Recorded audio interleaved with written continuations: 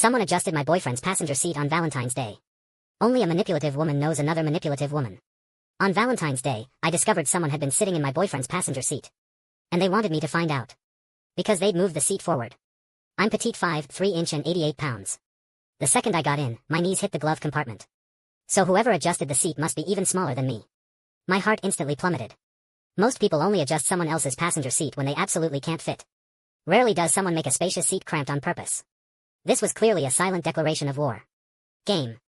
Recognizes game. Point made. I knew about her existence. She'd successfully ruined my Valentine's Day. Round 1, she'd already won. My 7-year fairy tale romance with Marcus was under attack. I felt panicked but also strangely excited for the challenge. Chapter 1. I'm Autumn Tang. My boyfriend is Marcus Fisher. Today is Valentine's Day, also our 7-year anniversary. 7 years ago today, Marcus set up candles outside my dorm, played guitar, and spent the whole night trying to win me over. But what attracted me was never his singing or romantic gestures or his nervous, stumbling confession. It was his face. Marcus was exactly my type. Besides his chiseled jawline. He's 6 feet 2 inches, 155 pounds, with abs you could wash clothes on. Marcus confessing on Valentine's Day was actually all my doing. I pursued him, but he never knew. All those coincidental meetings, the mysterious rumors about me that reached his ears and triggered his competitive nature, even that night we got accidentally locked in the gym together. None of it was accidental. Marcus knows nothing about this. In his mind, I'm the precious Autumn he worked so hard to win over. For 7 years, Marcus has loved me just as much as day one. I know I'm manipulative, but not the harmful kind. I call myself a harmless manipulator. All my tricks are reserved for my boyfriend. Love isn't set in stone from the moment you say, I do. It needs constant work to keep it fresh. Before discovering the adjusted seat, Marcus had taken me to a fancy dinner, given me expensive gifts and huge bouquets. By candlelight, we held hands and made wishes. Then we walked hand in hand to the parking garage. Marcus kept stealing kisses. Everything was perfect. That's why I wouldn't ruin the illusion I'd carefully crafted. I just quietly adjusted the seat back. Valentine's night was just beginning. No matter what schemes were brewing, they'd have to wait. The hotel was 5-star with a Valentine's theme. Red wine, roses, chocolates. And rose petals forming a path. Everything was there. This was the result of 7 years training my originally clueless boyfriend Marcus. This was my kingdom. Nobody was taking it. Honey, you're so romantic. I threw my arms around Marcus's neck, hanging on him, planting a kiss. I'm the luckiest woman in the world. After our passionate encounter, Marcus fell deeply asleep. But I took his phone and locked myself in the bathroom. If he asked, I'd just say I suddenly wanted to play one of his games while using the bathroom. I'd downloaded tons of games on his phone, the kind that need continuous progress specifically. So I could check his phone anytime. Marcus never suspected a thing. In his eyes, I'm forever his innocent little bunny. Character consistency is crucial. I knew Marcus's passcode, naturally. Opening his messages, besides me at the top, the second contact was an unfamiliar profile picture. Intuition told me, it was her. A selfie with so many filters her own mother wouldn't recognize her. Duck lips, one eye closed. Pure yet suggestive. Named, Sweet Little Witch. Opening the chat, there were only 2 words from Sweet Little Witch, okay then. Scrolling up, nothing. The chat history had been deleted. So who deleted it, Marcus or Sweet Little Witch? Chapter 2. I clicked on Sweet Little Witch's profile. 3-day. Visibility, no posts. Just then, a notification pinged. Sweet Little Witch sent another message. Brother, are you done with your girlfriend yet? I walked straight to the bed and shook the sleeping Marcus. He sat up groggily. What's wrong, Autumn? I shoved the phone in his face. I was playing a game when this suddenly popped up. Marcus, who is this? Seeing the message, Marcus's face turned green. He looked at me guiltily. This is my distant cousin. She's only 21, talks and acts crazy. Autumn, please don't be mad. What's her name? Heather Snow. How come I've never heard of her? She's my aunt's brother-in-law's daughter. Her parents divorced when she was young, and she's lived with her mom. I frowned, trying to process aunt's brother-in-law's daughter. How did she get your number? My mom gave her my WhatsApp. I was speechless. Marcus's mother, Ruth Fisher, had never liked me. That's why we'd been dating 7 years without getting married. I'd spent 7 years trying to win Ruth over, and all I'd achieved was her no longer threatening suicide if we didn't break up. After all, Marcus was genuine old money. Ruth's distorted personality supposedly came from suffering under her mother-in-law when she was young. But giving Marcus's contact to another girl? Ruth had never done that before. Autumn, don't be mad. Heather's just a kid who doesn't know anything. Mom gave her my contact because she just got a job here and doesn't know anyone. Thought I could help her out. Did you see her today? She was moving apartments. I helped a bit. Autumn, why are you so jealous? Huh. Because today is our special day. My eyes reddened. The hurt was real. Ding. Just then, Marcus's phone chimed again. He hesitated before handing it to me. We looked together. Still from Sweet Little Witch. First message, brother, I'm hurt. I was hungry and just wanted to cut some bread. Second, a photo of a deep, bleeding gash across her palm. Third, brother, the bleeding won't stop. Marcus jumped up, running his hand through his hair. Autumn, I need to check on her. I promised my mom I'd take care of her. I looked at the time, 2 a.m. Men are so easily fooled by manipulative women. I was almost dizzy with anger, but forced myself to stay calm. It does look serious. I'll come with you. I'd like to meet your cousin anyway. Of course. I knew my Autumn was the best. Marcus gave me a perfunctory kiss and started throwing on clothes haphazardly. He didn't even notice his shirt was inside out. I clenched my fists, my fresh manicure digging into my palms. Marcus was a surgeon with an instinctive sensitivity to injuries. This Heather knew exactly how to use that and showed no mercy to herself. She was a formidable opponent. 5 minutes later, Marcus and I arrived at an alley behind the hotel. Marcus stopped at a cheap motel. Then, in a third-floor room, we met Heather. She was staying this close. What was her game? I kept taking deep breaths, telling myself to stay calm. But Heather's first words made me lose it. She threw herself at Marcus with tears in her voice. Brother, I lost so much blood. I might not be able to give you sons anymore. Chapter 3. Rage shot straight to my head. I looked at Marcus and met his panicked eyes. Heather, what nonsense are you talking about? Marcus squeezed out. Brother, what's wrong? I'm just joking. Don't worry, even though Auntie wants to set us up, you already have someone. I'm not interested. Heather tilted her head, batting her big eyes. Auntie must mean Ruth. Right now, Heather looked innocent, naive, and bubbly. Except she was at least 5 feet 7 inches. Yet she adjusted the seat forward, saying she wasn't interested while her actions screamed otherwise. I studied her carefully silk slip nightgown in pale pink, white fuzzy slippers. Who brings these things to a motel? I took a deep breath, about to speak. Heather acted like she just noticed me. Ma'am, my room doesn't need cleaning. Please give us some privacy. Ma'am. I might be 7 years older than this brat, but I hardly looked old enough to be called ma'am. This was a direct attack on my age. Heather, right? Get dressed. We're taking you to the hospital. I wasn't taking the bait about age. Brother, who is this lady? How does she know my name? Heather tilted her head again, looking at Marcus. I noticed she only tilted her head when talking to him. Heather, stop playing around. This is your sister-in-law. Marcus said to Heather while glancing at me. Oh. Brother, didn't you say sister-in-law was a great beauty? Heather said, then immediately covered her mouth. Sorry, sister-in-law. I didn't mean it like that. Get dressed. We're taking you to the hospital. I repeated. Sister-in-law, are you mad at me? Heather stuck out her tongue. Brother, is sister-in-law mad at me? Oh, I'm so bad with words. Sister-in-law is a beauty. Sister-in-law is the best, don't be mad at little Heather. She grabbed my hand, shaking it playfully, her braless chest bouncing in front of me. She definitely wasn't wearing a bra. Just 2 compliments. That's not enough. Come on, continue. I patted her head with a kind smile. Think you can make me lose it? Too naive. Wow, sister-in-law is so gentle. Heather tilted her head at Marcus again. Autumn, see? Our little Heather is just a kid with the mentality of a 12-year-old. Marcus seemed relieved. Humph. You're 12. Heather pouted. My skin was crawling with goosebumps. Okay, let me see the wound. Marcus finally remembered why we were here. Here. Heather held up her injured hand to Marcus's face. Need stitches. Let's go to the hospital. Marcus examined the cut and quickly decided. Brother, can I sit in the passenger seat? Walking to the parking garage, after Marcus shook off Heather's arm for the 3rd time, she sidled up again. No, your sister-in-law sits there. Marcus finally said something decent. Brother's playing favorites. Brother has sister-in-law and doesn't like little Heather anymore. If I'd known, why would I come to Brother's city alone? Heather's words were loaded.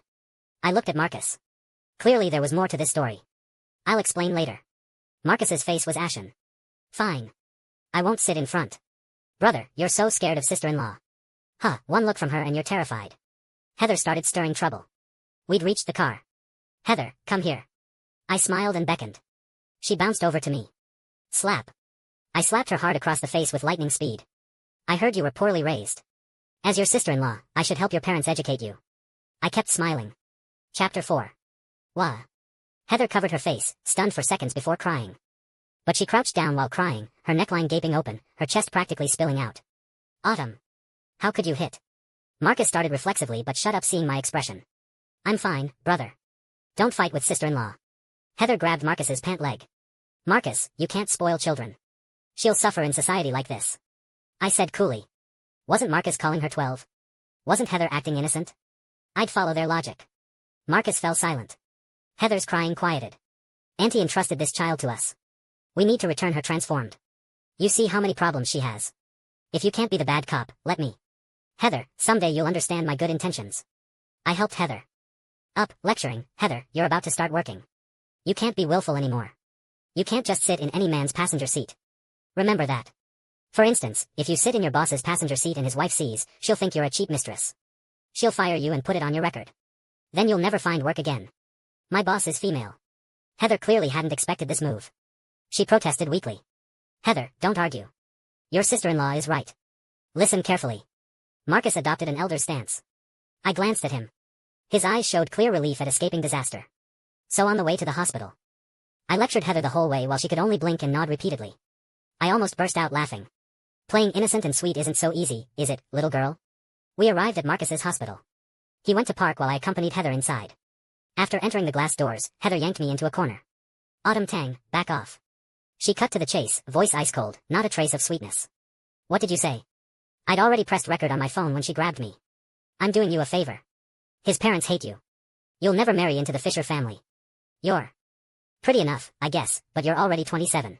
If you don't cut your losses now, you won't get a good price later. Heh. I ignored her provocation. Do you think Marcus loves you? Autumn, you're so naive.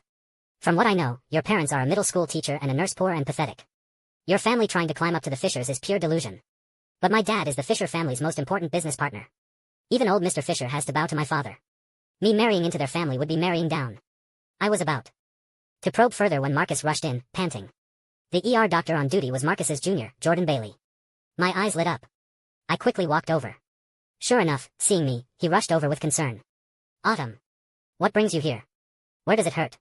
Marcus's face froze. Jordan had once drunkenly told Marcus that if he ever mistreated me, he'd personally destroy him. I learned about this junior's feelings from Marcus's bitter retelling. Brother, who's this person? Why is he so concerned about sister-in-law? Heather whispered to Marcus, just loud enough for me to hear. Shut up. Marcus snapped. My sister's hurt. I pushed Heather toward Jordan. Your sister. Jordan's gaze toward Heather immediately warmed. I never knew you had a sister. Oh, Marcus's distant cousin who came to stay with him. So she's like my sister too. I explained. Jordan's face darkened. He asked quietly, why is she with you so late? See, even Jordan knew how sensitive Valentine's Day was. You here to treat patients or conduct a census? Heather snapped. My hands cut and my brother brought me to the hospital. Is that not allowed? She shoved her injured palm in Jordan's face. Jordan glanced at me, then his expression shifted slightly. He smiled, feisty little thing. I'm good friends with your brother and sister-in-law. Come, I'll personally clean and stitch you up. Use lots of anesthetic. I'm scared of pain. Heather said. Can't use anesthetic on this kind of cut. It won't heal properly. Jordan said. Besides, palm nerves aren't that sensitive. Stitching doesn't hurt. How could it not? Marcus started to interject but stopped at my look. We were all medical professionals. Marcus and I both knew Jordan was messing with Heather, but I wouldn't expose it and Marcus didn't dare. Dr. Bailey is known as the embroidery needle. You're in good hands. It definitely won't scar. I added. Heather, enjoy. Ow. Sure enough, at the first stitch, Heather cried out. Why does it hurt so much? Don't move. If you move, this stitch goes crooked and you'll have a big scar. Heather bit her lip hard. Soon tears rolled down. For a cut needing 5 stitches, Jordan did 2 layers with 14 stitches. Though supposedly cosmetic suturing, the technique was definitely not embroidery needle quality. Heather would definitely scar. Are you done yet? Heather asked pitifully. What's wrong with you? I told you not to move. Look, you moved and now I have to redo everything. Jordan loudly scolded Heather. He picked up the curved scissors to cut the sutures. Chapter 5. No. I didn't move. Doctor, I really didn't move. Heather was crying with snot and tears everywhere, wailing miserably. Stop right there. That's enough, just bandage it. Marcus blocked Jordan. Senior, you're contaminating my surgical field. Jordan held the scissors up casually. Jordan, don't make me report you. Marcus grabbed Jordan's wrist. They faced off. My heart sank. I steadied myself against the wall. Marcus felt sorry for Heather and didn't want to hide it from me anymore. Fine, you do it then. Jordan threw the scissors on the tray in. Surrender. I'll do it myself. Marcus pushed Jordan aside and headed to the sink, rolling up his sleeves. He was going to scrub in and take over to stop Jordan from resuturing. Marcus. I called in disbelief. Water running, Marcus washed his hands, seemingly not hearing, though his movements paused briefly. Heather looked at him tearfully, pouting like he was her savior. Brother, hurry. It hurt so much. Marcus sped up his hand washing. He could hear everything. I turned and left. Pretending not to be hurt would be fake. The moment I stepped outside, tears fell. Autumn. Jordan immediately followed. Autumn. That was Marcus's voice. It followed too. I quickened my pace. Behind me came the dull sound of a punch. I turned to see Marcus on the ground with Jordan standing over him, fist clenched. Fisher. Looks like you completely forgot what I told you before. Jordan's face was dark. Keep your dirty thoughts to yourself. Marcus struggled to his feet, wiping blood from his mouth. Jordan had clearly used full force. He wanted to fight back, but the thin Marcus was no match for the muscular Jordan. Finally he lowered his fist. I'm marrying Autumn. Focus your energy on worrying about others' wives on your exam next month. Don't forget, I'm one of the examiners. Marcus's tone was sinister. You're threatening me? Jordan shook with rage. They faced off. I couldn't help but laugh coldly. Marriage? For 7 years I'd waited every day for Marcus to propose, but he never brought it up despite my hints.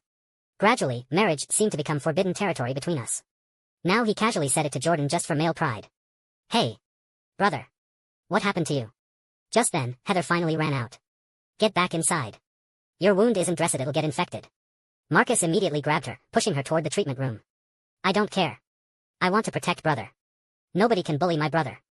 Heather spread her arms, shielding Marcus. The freshly stitched wound exposed to air. Heather, I'm begging you, stop this. Marcus said, glancing at my expression. Brother, this Autumn is no good for you. She's so cruel. Heather cried again. Brother, how can you be so stupid, deceived by this evil woman for so long? Heather, stop talking nonsense. Marcus looked at me in panic. Isn't it true? The moment we entered the ER, Autumn was flirting with this bad doctor. You saw it too. She encouraged the bad doctor not to use anesthetic.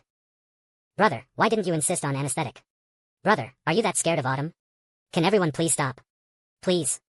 Marcus covered his face and crouched down. What are you glaring at? Isn't it true? You two definitely have something going on. Heather pointed at Jordan and me. Jordan shoved her to the ground. I don't hit women, but I don't tolerate bitches either. I'm not stitching your hand. Find someone else. Heather's freshly stitched palm hit the floor. Ah, she let out a blood-curdling scream. Heather. Marcus quickly helped her up, checking her injured hand. Brother, you're pathetic. I look down on you. Heather pulled away from Marcus and ran off. Marcus chased a few steps then stopped, looking at me. I looked back calmly. We both knew if he chased Heather now, we were over. Chapter 6. Autumn, don't make this hard for me. You've always been understanding. She's my sister, just a kid. Are you really this petty, or was your generosity always an act? Marcus frowned at me, hoping I'd give him permission to chase Heather. A kid? Her anatomy looks pretty complete to me. Calling a grown woman a kid, who are you trying to fool? Jordan said darkly. Jordan, we'll settle our score later. Shut up now. Marcus pointed at Jordan, then looked anxiously in the direction Heather had disappeared. Fine. Take it. Marcus suddenly pulled something from his pocket and threw it at me. I reflexively caught a small velvet box. You've always wanted to get married, right? I bought the ring ages ago. But Autumn, you can't be this immature anymore. Heather is my sister, that's an unbreakable blood bond. If you can't even tolerate an innocent little girl like her, how will you marry into my family and live with them? And Heather had never met Jordan before, yet she could see you two flirting. Autumn, think about it. Marcus said. Then chased after Heather without looking back. Marcus knew these tricks. In a few words, he'd claimed the moral high ground and looked down on me.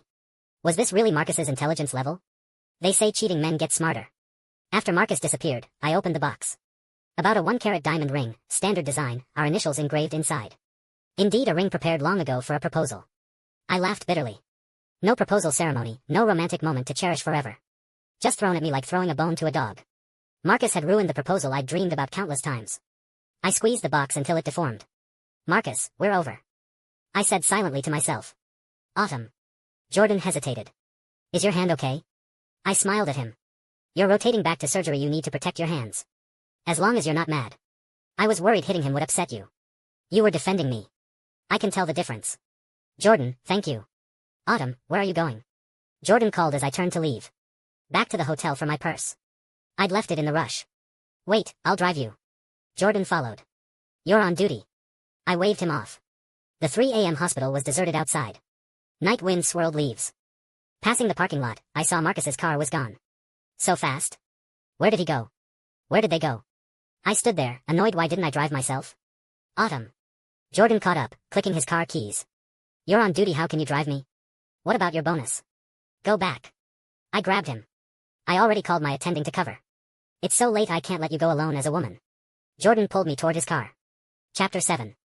After getting my purse, Jordan insisted he needed food and dragged me to the 24-hour barbecue place by our alma mater. The tiny shop held every medical student's memories. But the owner, Mrs. Chen screamed like she'd seen a ghost when she saw me. You're Autumn Tang? It's me, Mrs. Chen. I smiled and approached. Aren't you? Didn't you die in a car accident? Mrs. Chen backed up 2 steps. Who said I died? I was instantly furious. That girl Marcus started dating after you. Said you died in a car accident last spring festival. Mrs. Chen was backed against the wall. Mrs. Chen, I'm not dead. Very much alive. I spun around. Look, I have a shadow. Girl, I saw you constantly those first years. Why haven't I seen you? This past year? Mrs. Chen relaxed seeing the shadow. Because, someone said they found a cockroach in your food. I had to tell the truth. About a year ago, Marcus told me someone found half a cockroach here, causing huge drama. And I was terrified of cockroaches. Which bastard spread that rumor about me? Mrs. Chen exploded. Probably, the same bastard who said I died. I sighed, looking at Jordan. You brought me here on purpose, didn't you?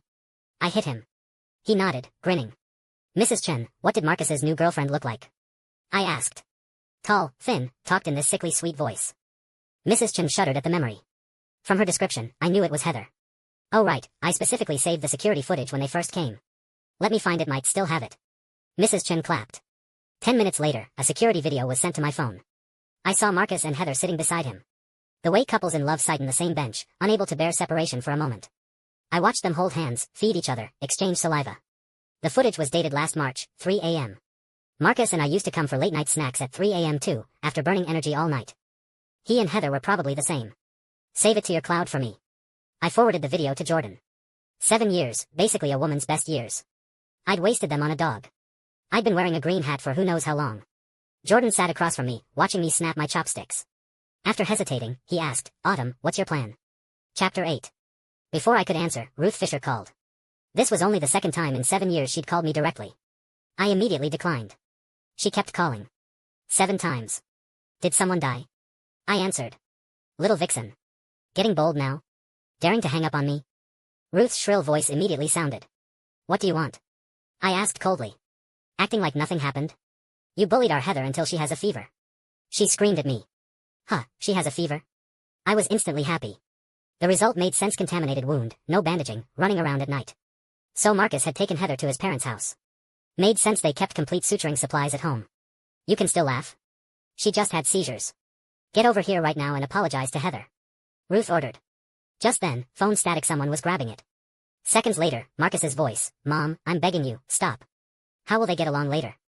I'm telling you, I'm definitely marrying Autumn. I already proposed tonight. What? The unified voices were Ruth and Heather, the latter especially shocked. I'm marrying Autumn. If you don't agree, I'll move out. Marcus said firmly. I hung up. Well, Marcus finally showed unprecedented backbone to his mother. But too late. I, Autumn Tang, have zero tolerance for cheating. Want the best of both worlds? Keep dreaming. Soon Marcus called. I frowned and blocked him. A minute later, Jordan's phone rang. Jordan answered and handed it to me. It's Marcus. I glared at him and took the phone. Autumn, why are you still with Jordan? Marcus immediately demanded. Marcus, let's break up. I didn't want another word with him. Why? What did Jordan tell you? Marcus instantly roared. That I supposedly died in a car accident last year. I said calmly. Marcus's voice turned obviously guilty. You went to Mrs. Chen's? Yes. She didn't gossip about anything, right? She said everything that needed saying. Mrs. Chen has issues with Mesh making things up. Autumn, come to my house right now. Let's just end this, Marcus. No. Are you coming? If not, I'm calling your mother right now. My mom just got out of the hospital last month for high blood pressure. Marcus, leave families out of this. How can you do this? Are you coming? Fine, wait for me. Senior Autumn. Break. Jordan shouted. I think I hit someone. At 5 a.m., on the road to the Fisher mansion, someone suddenly ran out to block the car. I was driving too fast to react. Sitting in the driver's seat with shaking hands, I only heard Jordan's shocked voice after he got out. Heather? Why is it you? Chapter 9. Seeing it was Heather I hit, I suddenly wasn't scared anymore. I got out, arms crossed, looking down at her on the ground. No blood, no broken limbs.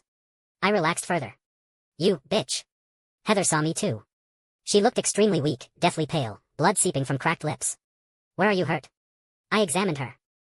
Wanted to kill me? Good thing. I dodged fast. She slowly crawled up, extending a hand toward me. I thought she wanted help up, but she went straight for my throat. The burning temperature transmitted immediately. She really did have a high fever. Since her hand had no strength, I didn't struggle, just extended one finger and pushed her away. Perhaps too weak, she fell from my push. Autumn Tang, you win. She suddenly laughed coldly. Her dress had ridden up to her waist, translucent lace underwear fully visible. Jordan couldn't stand it anymore, taking off his jacket to cover her. What do you mean? I asked, confused. Isn't it obvious? You were going to find Marcus, so he kicked out the little cousin early, afraid she'd be in the way. Jordan added helpfully. Heather sat on the ground, trembling. Autumn Tang, I won't let this go. She said darkly in a low voice. You're really pitiful. I looked at her with genuine sympathy. You're more pitiful. You and Marcus will never achieve true intimacy. You're just the most suitable trophy wife he chose. She said breathlessly, then panted hard. I don't want Marcus anymore. You want him? He's yours. I waved at her. Really? She showed a strange expression, seeming pleasantly surprised. I'm going to talk to him now. Coming? I got in the car. Heather actually scrambled up and beat Jordan to the passenger seat. So the passenger seat really was her obsession. Got water? She asked. Jordan handed her a bottle. She tilted her head back and drained it. Mom? Why are you here? Just arriving at the Fisher mansion gates, I saw Marcus arguing with a white-haired old lady while Ruth leaned in the doorway watching. Seeing them, Heather jumped out before the car fully stopped. I was getting out too when Jordan grabbed me, winking, no rush, let's watch the show first. Slap. The old lady immediately slapped Heather. So she really was Heather's mother. Chapter 10. Heather, Mrs. Sun is really your mom? Marcus looked at the scene in disbelief, pointing at the old lady asking Heather. Heather lowered her head, tears welling up. Our former housekeeper Mrs. Sun is your mom? Marcus questioned again. Aren't you my cousin? Did you and my mom trick me together? Ruth spoke up, nobody tricked you, silly son. Mrs. Sun really is our distant relative. We use relatives as housekeepers more reliable. Mrs. Sun nodded. After the divorce, Heather's father kicked us out. Your mother was kind, letting me work for your family with such high wages, letting Heather stay during holidays. That's how I put Heather through college. Why all the deception? Why hide it from me? Heather values her pride, wouldn't let me say. Your mother likes her, indulges her. Mrs. Sun lowered her head. But, why did you suddenly quit? Marcus frowned. Those few days threw our whole family into chaos. We kept wondering how we'd offended you. Because, this shameless girl, she and you. That morning, I saw her coming out of your room. I couldn't control her and had no face to stay. Mrs. Sun's voice got quieter. Mrs. Sun, don't spread nonsense. Heather and I have nothing between us, completely innocent. I just see her as a sister. Marcus had seen me and waved frantically. Jordan and I got out. He directly opened the video from Mrs. Chen. Senior Marcus, your definition of innocence seems different from everyone else's. Mrs. Sun and Ruth crowded around to watch. The surveillance quality was excellent, even capturing audio. Just the sounds alone, you'd think it was adult content. The hormone-laden atmosphere spread with the clear audio. When Mrs. Sun saw Heather feeding Marcus with her mouth, she couldn't take it anymore, slapping Heather repeatedly. How did I give birth to such a shameless thing? I love Marcus. He loves me too. Heather stuck her neck out. Shut up. I don't love you, I'm sick of you. Marcus roared at Heather. Autumn, I was wrong. She meant nothing. Please forgive me. Marcus suddenly threw himself at me, kneeling. I took the ring from my purse and handed it to him. He wouldn't take it, so I threw it at his face. He didn't dodge. Autumn Tang. Heather, slapped to the ground by her mother, suddenly screamed at me. Even if I die, I won't let you go. When I turned to leave, I thought she was just talking. I never imagined she'd actually do something unforgivable. Chapter 11. Autumn, come home. The next day at noon, I got a call from my dad. Dad, what happened? I immediately had a bad feeling. Your mom relapsed. Dad's voice was choked with tears. I drove 2 hours to my hometown hospital, hands shaking the whole way. Mom had emergency brain surgery and was in the ICU. No visitors allowed. The doctor said the prognosis wasn't good. Dad, how did this happen suddenly? I asked my father, who seemed to have aged completely overnight. Autumn, you need to prepare yourself. Dad said, handing me Mom's phone. Not understanding, I took it and saw a video. No, 5 videos exactly. Each 30 seconds. Filmed on Valentine's night. Marcus and my passionate moments. Unedited, my face crystal clear. After a moment of dizziness, I immediately checked the sender, sweet little witch. Heather. Suddenly, I remembered something. I reopened the videos, enlarging the window. Obviously filmed through a window. I vaguely remembered Marcus getting up for water and opening the curtains briefly. He must have forgotten to close them. But did he really forget? Heather had stayed in the motel behind us that night. Also on the 3rd floor. Dad, I need to handle something. I'm transferring you $30,000. Hire 2 caregivers for when Mom leaves ICU 24-hour care. I hardened my heart. Autumn, you're not going to do something stupid, are you? Dad grabbed my arm, voice old and tired. How could I, Dad? Don't worry. I'll handle this and come right back. I forced a smile and left. Not until my palm stung did I realize I'd clenched my fist so tight my nails drew blood. Heather, I was going to let you go. But you asked for this. I already had a complete plan. Marcus. I unblocked Marcus and called him. Autumn. Are you changing your mind? Marcus sounded shocked and delighted. Marcus. Can you lend me money? It's urgent. I put on a crying voice. Of course, how much? Marcus immediately agreed without asking why. As much as possible. I owe loan sharks. I pretended to cry. I have 500k in my account, is that enough? Good. I'll transfer it now. I'll come find you after surgery. Autumn, send me your location around 4 p.m. Okay. I hung up, looking at my expressionless reflection in the hospital glass doors. With the 500k, I hired a private investigator for 100k to gather evidence of Heather filming the videos. Then I contacted an excellent hacker called Pigeon. That Jordan had introduced previously helped me get competitors' pricing. I explained my requirements. Pigeon gave professional suggestions. Soon we finalized the plan. Following Pigeon's instructions, I entered a URL on my phone. Soon an app showing I owed 3 million in loans was installed. Call logs showed numerous collection calls. Completely convincing. Next, I needed Heather's phone. Chapter 12. Being intimate with Marcus again, I realized I was fighting nausea. On the Fisher's sofa, the same sofa where Heather had lain half-dead, I cried prettily. Marcus held me, providing tissues. He looked through the app and call logs on my phone. Silly girl, why didn't you tell me earlier? You must have been so scared. He stroked my hair. We both tactfully didn't mention Heather. As if nothing had happened, as if someone named Heather never existed. I didn't dare. I just wanted to buy you that watch you liked. Somehow I owed more and more. Next payment is in 7 days. They said if I don't pay, they'll come to my company. I sobbed. Autumn, don't worry. It's just 3 million. I'll ask my mom. He promised confidently, then leaned close. Smells nice. New perfume? Of course I'd sprayed half a bottle. How could it not smell? Stop it. I pushed him away. Brat, you think our money grows on trees? Ruth appeared right on cue, clearly eavesdropping. Auntie. I immediately stood up meekly. Want our money while riding on my neck? Ruth looked at me sideways. Auntie, I was wrong. I squeezed out tears. Now you know you're wrong. I tell you, in ancient times, the Fishers would have had multiple wives. Marcus just played with his cousin a bit and you throw a fit. You think you can enter the Fisher family like this? Auntie, I was really wrong. I'll apologize to Heather. Fine, I'll call Heather now. If she forgives you, we'll talk. Ruth called immediately. I smiled, watching her mouth move. She'd never help me pay. She just wanted to use this to put me in my place. But I just needed her to call Heather. Much more convenient than finding her myself. Heather arrived faster than expected. Half an hour later, she sat on the sofa. Her uninjured hand had an 4 bandage, clearly just finished treatment. Her complexion was better. You want to apologize to me? Her eyes flickered. Heather, I'm sorry. I was too petty before. How's your hand? I tried to smile naturally. Autumn Tang, what are you playing at now? She relaxed slightly, probably thinking I didn't know she'd sent those videos to my mom. I owe people money. Auntie agreed to help pay, but only if you forgive me first. Heather, please forgive me. Heather glanced at Ruth and immediately understood. You almost killed me, you know? I was wrong. What do I need to do for you to forgive me? Heather, didn't the doctor say you need a week in the hospital? Ruth prompted. I was thrilled Ruth was my perfect assist. I needed alone time with Heather. Because I needed her phone. Right. The doctor said I need a week in the hospital. My mom's old, you come take care of me. Heather said, watching Ruth's expression. Ruth nodded approvingly. Fine. I'll go. I gritted my teeth, pretending it was a hard decision. Mom, what are you doing? Marcus couldn't stand it anymore. Marcus, it's okay. I'm willing to take care of Heather. I turned to Marcus with teary eyes. Mom, how can you do this? Marcus yelled at his mother. If she wants our money to pay her debts, can't she handle this little grievance? Ruth rolled her eyes. Heather, don't make her beg. I'll find a way to pay. Marcus pulled me up. This idiot. About to ruin my plan, I quickly said, Marcus, don't make Auntie angry. If Auntie wants me to care for Heather, I'll do my best. Don't worry. Chapter 13. Autumn. I need to pee. In the darkness, Heather called out. That night, I started as her hospital companion. This was Marcus and Jordan's hospital. To facilitate my plan, I'd convinced Heather to argue with Ruth, making Marcus pull strings to move her from a shared room to a private one. Heather tormented me all night, wanting water, wanting fruit, even insisting on bedpans that I had to empty.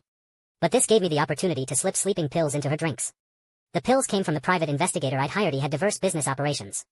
Zolpidem, colorless and tasteless. 1 pill for sleep aid. I gave Heather 3. At midnight, she finally fell deeply asleep, snoring like a pig. Her phone was carefully tucked under her pillow. I nudged her head, no response. Using her fingerprint, I unlocked her phone and opened the gallery. Lucky she didn't use Face ID. She'd taken more than 5 videos over a dozen. These 5 were just the clearest. I opened her WhatsApp. Marcus was pinned at the top. Opening their chat, the last message was from an hour ago. Meaning while I was playing along with Marcus, he was simultaneously chatting intimately with Heather. I glanced at that page. Mr. F, can't a man love 2 women at once? Sweet little witch, do you love me more or her more? Mr. F, you more. Sweet little witch, then why do you insist on marrying her? Mr. F, because she came into my life first, silly. Sweet little witch, love doesn't work on first come first served. Mr. F, Heather, be patient. We have plenty of time. Sweet little witch, you're mean. Mr. F, don't be too hard on her. She holds grudges. Sweet little witch, got it. Brother, when I'm better, take me to the beach. Mr. F, help me think of an excuse to trick her. I scrolled up, starting from Valentine's Day. When I saw those 5 videos neatly sent to Marcus, I almost stopped breathing. Sweet little witch, brother, mission accomplished. Mr. F, sent red packet. I'd only suspected 1% that Marcus might have known about Heather's filming. Turns out he ordered it. I fell into deep thought. If so, my entire plan needed changing. On Heather's phone, I entered Pigeon's URL. Soon the phone was remotely controlled. Step 1 of the plan, success. After confirming with Pigeon the Trojan was successfully planted, I packed up to leave. Then I smelled something odd. I shined my phone light under the bed in disbelief. A puddle. Heather had wet the bed. I almost laughed out loud. My annoyance at emptying bedpans all night instantly vanished. Chapter 14. Autumn Tang. I asked you to care for Heather, why did you leave in the middle of the night? Ruth screamed at me on the phone first thing in the morning. Wonder if noble Ruth had heard about Heather wetting the bed? Auntie, I have a fever. I might be infected. Cough cough. I said weakly. Delicate princess body with servant's fate. Marcus, look what trash you found. Ruth couldn't hide her disgust. Autumn. What's wrong?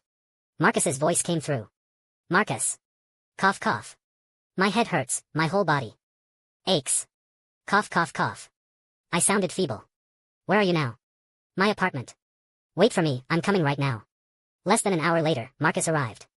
He found me glowing with health, perfectly made up. Marcus. I threw myself into his arms. He felt my forehead, then pressed his forehead to mine. No fever, thank goodness. He relaxed. I got better as soon as you came. I acted cute. Just sweet-talking me. He was happy, seeming to know I'd faked illness. Marcus. Heather is so mean, she made me handle her bedpan. I complained. You shouldn't have gone to the hospital to care for her. Marcus said. But if I didn't care for Heather properly, would your mom still help pay my debts? I acted anxious. Don't worry, I already talked to her. If she won't pay, I'll just sell 2 cars. Marcus patted his chest. Marcus had over a dozen luxury cars. As trust fund kid, this was his little hobby. I knew he treasured those cars. In many ways, Marcus was reliable, otherwise I wouldn't have dated him 7 years. If I didn't know what he'd done, how nice that would be. But we could never go back. Autumn, you already accepted my proposal. We're family now. Don't worry, I'll take care of you forever. Marcus pulled out the damaged jewelry box and slipped the ring on my finger. I didn't resist. Perfect fit. But this couldn't hide the fact he'd conspired with Heather to film me. Couldn't hide that my mom was in ICU, life hanging by a thread. I hardened my heart. As Marcus leaned in to kiss me, my 3 pounds of crawfish arrived. I'd specifically requested extra salty and spicy. You're sick but eating crawfish? Marcus lifted the container, laughing. Playing dumb. I pouted. The crawfish was for Marcus. He loved crawfish, but Ruth never let him eat such peasant food.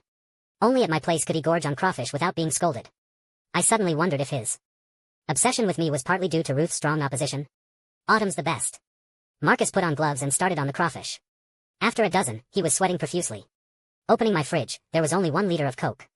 Already opened. When did you open this Coke? This morning. I wanted something flavored, but it was too cold after 1 sip. Hearing this, Marcus immediately opened it and chugged. The Coke was indeed opened this morning after I dissolved 5 sleeping pills in it. Marcus took the Coke back to the table, continuing to eat and drink. Soon, crawfish and Coke were finished. Chapter 15. Autumn, don't order from this place again, he told me. Not fresh. Fresh, but there's a medicine taste. Got it. Soaking in chemicals is standard now. These profiteers. My heart skipped. He could taste the supposedly tasteless drug. After reassuring him, I brought him my laptop. Marcus the genius, help check my presentation. I have to present next week. I'd prepared this nothing make someone sleepy like boring work materials. Sure enough, 20 minutes later, Marcus yawned. No good, stayed up late chatting with you last night. Need a nap. He lay on the sofa and was asleep within a minute. Marcus, don't sleep. Talk to me. 5 minutes later, I shook him. Stop, just 10 minutes. He turned over, mumbling. I waited another 10 minutes. Marcus. I shook him again. Dead to the world. I took his phone and unlocked it. Same passcode. His chat with Heather completely empty. His gallery completely empty. I quickly entered Pigeon's URL again. Minutes later, Marcus's phone was also remotely controlled with the Trojan installed. Miss Tang, your boyfriend has serious issues. Details require meeting in person. Please protect yourself. Pigeon messaged 5 minutes later. Marcus, you were sleeping so soundly I couldn't bear to wake you. Company emergency business trip for 3 days. I had to leave. Remember to lock up when you go. After leaving Marcus a note, I took a new Coke bottle, emptied it, replaced the bottles, and left with the drugged empty bottle in a bag of trash. Though I knew no one would suspect me, better safe than sorry. At exactly noon, I arrived at the restaurant where I'd arranged to meet Pigeon. At table 15 sat a man in a baseball cap, brim pulled low. I approached. He looked up. Jordan? It's you? I was shocked. That's right, I'm Pigeon. He grinned. You helped me steal the pricing last time? I covered my mouth. Miss Tang, I don't know what you're talking about. He said seriously. Why do you do this? Purely a hobby. He tapped my nose. Good thing I intercepted Heather's lab results. Don't you know zolpidem has a 12-hour half-life? It's detectable for 12 hours. Heather discovered she wet the bed, screaming about having a terminal illness, demanding full-body exams. Did she find out? I felt a chill. Don't worry, I already altered the test data. Jordan, thank you. You're my lifesaver. Autumn, what exactly are you planning? My mom's in ICU, life or death unknown, all because of Heather. But laughably, the law would only give her 7 to 14 days detention for this. Autumn, it's not that simple. Look at this first. He opened his laptop, pulling me into a booth. This way, we were completely out of camera view, the laptop screen only facing us and the wall behind. Pigeon was very professional. I began examining the recovered content and chats from Marcus's phone. Marcus's phone had 2 operating systems. Chapter 16. Jordan demonstrated. Only with a specific password could you activate the second system. In the second system, Marcus had a completely different WhatsApp account. That account had many groups. One group was called Resource Sharing Group. Very active, but no one talked, just QR codes. What's this? Confused, I took out my phone to scan. But Jordan stopped me, handing me his. This can't be traced. Scanning with Jordan's phone, it quickly redirected to a video. A private video, very explicit. I scanned another, same thing. What kind of group is this? Sharing group. Jordan sighed. Autumn, check the group rules. I opened the group announcement. This group is a free sharing group created by good internet citizens. Each member must submit 3 works monthly, filmed from first-person perspective. No non-original content. Those who fail will be removed. Marcus, shared too? I was starting to understand. Autumn, look at this album. The moment I opened the album labeled Zero Autumn, despite seeing only thumbnails, I instantly wanted to die with Marcus. All first-person videos as required by the group, 1 minute to 10 seconds long. All starring Marcus and me. I scrolled down. For 7 years, Marcus had been secretly filming me, then sharing with his group. What kind of sick fetish was this? 372 original videos total. Jordan said. What do you mean original? These videos are traceable when shared online. From my 2 days of tracking, these 372 videos have been forwarded nearly 100,000 times. After long silence, I decided. Jordan, let's use Marcus's phone to send the selected videos. Right, better that way. Heather as the filmmaker can't escape responsibility. If Marcus distributes them, she's equally guilty. Jordan thought. Try to make them turn on each other afterward. Got it, Autumn. But are you sure? Once sent, there's no taking it back. I'm not afraid. The person I care about most has already seen them. Why fear others? Autumn, you're so strong. I've been monitoring Marcus and Heather's phones. In a couple days when they're alone together. No need to wait. They'll be alone together tonight. How do you know? I just know. I'm going back to be with my mom now. That's an alibi, right? Autumn, think carefully, there's no turning back. Send it. Chapter 17. Mom had been moved out of ICU. Seeing me, her eyes filled with tears. She reached to touch my face, but her fingers were stiff. Her hand was wet and cold. The doctor said she'd recovered better than expected, a medical miracle. Mom, I'm sorry. I pressed her hand to my face, tears falling like rain. That night, I stayed at the hospital. After medication, Mom breathed peacefully and evenly. But I tossed and turned. Tomorrow would be the hardest day of my life. Sure enough, first thing in the morning, my WhatsApp exploded, 999 plus unread messages. One of the 5 secretly filmed videos had been sent last night by Jordan using Marcus's phone to all groups on his hidden WhatsApp. These groups then shared massively. Total shares exceeded 10,000. With the video was an eye-catching story, pure slander, maximizing humiliation, but my name was real. Jordan really should be a novelist. This operation fully met the criminal standards for defamation and mass distribution of private content. Jordan had edited Marcus's phone software to blur his face but not mine. The secretly filmed video quality wasn't great, but anyone who knew me could recognize me. I went to the police station with my dad and filed a report, providing evidence the private investigator had collected. Soon, Marcus and Heather were both arrested. They started fighting at the station, each thinking the other did it. Arguments escalated to physical fighting until both were handcuffed to chairs. I asked the officer who knew my dad, "Can I slap them?" The officer called his colleagues. "Come on, let's go smoke." Only me, Marcus, and Heather remained in the office. I asked Marcus, "Why did you do this?" Marcus immediately shouted, "It was Heather, this bitch. I was asleep last night." Heather shrieked, cutting him off, "Marcus, you perverted scum, don't try to frame me. Autumn, believe me woman to woman, no matter how much I hate you, I couldn't do something this disgusting." Marcus screamed, "What can't you do, you bitch?" Watching them turn on each other, I stopped asking. Instead, I put on gloves. Regular cut-resistant work gloves. Complete the act. Jordan gave me these, saying they'd protect my hands while hitting. I don't remember how long I hit them, only that both Marcus and Heather's faces swelled like pigs. My hands lost a layer of skin. Until Dad and the officer came in and pulled me away. Chapter 18. That afternoon, as agreed, countless bots began spreading the story. Marcus and Heather's personal information was completely exposed. That's when I discovered Marcus had secrets I didn't even know. Several girls bravely came forward, saying this wasn't Marcus's first time. They'd long ago discovered their videos and photos being widely shared online. Some had plastic surgery, some fell into depression. The youngest was last year not yet 16. Marcus gave her $10,000 to cooperate in filming. The girl committed suicide this April. Her parents, having lost their only daughter, recognized that beast's red mole below his navel in the video. Their testimony caused an uproar. Marcus's name occupied the one trending spot for 3 consecutive days. Moreover, careful netizens soon discovered the 16-year-old's video wasn't first-person perspective. The shaky camera clearly showed a third person filming indoors. Soon after, police found the unedited original on Heather's old computer. Instantly, Heather's popularity surpassed Marcus. Her female identity gave the mob new ammunition. Countless posts titled, "Heather's classmate/friend/coworker/neighbor/ex-boyfriend/first love, personally reveals," flooded the internet, mostly exaggerated fantasies. Soon, something called Heather-style writing became trendy until authorities intervened to stop the filth. Heather's mother, Mrs. Sun, had various privacies exposed. Her windows were broken at night. Unable to bear the harassment or sleep, Mrs. Sun finally fell ill and was hospitalized. Heather's father, who'd abandoned them his company, was exposed for fraud and quickly shut down. 3 months later, Marcus and Heather were sentenced. Due to the particularly heinous impact, with combined charges, Marcus got 9 years, Heather got 7. The trial was closed but the verdict was immediately publicized. Marcus accepted the sentence without appeal. Heather said she'd appeal, immediately getting cursed nationwide again. According to reports, when Mrs. Sun was told the verdict by nosy reporters in her hospital bed, she had a stroke on the spot. The afternoon I learned the verdict, I got a call from Marcus's father, Mr. Fisher.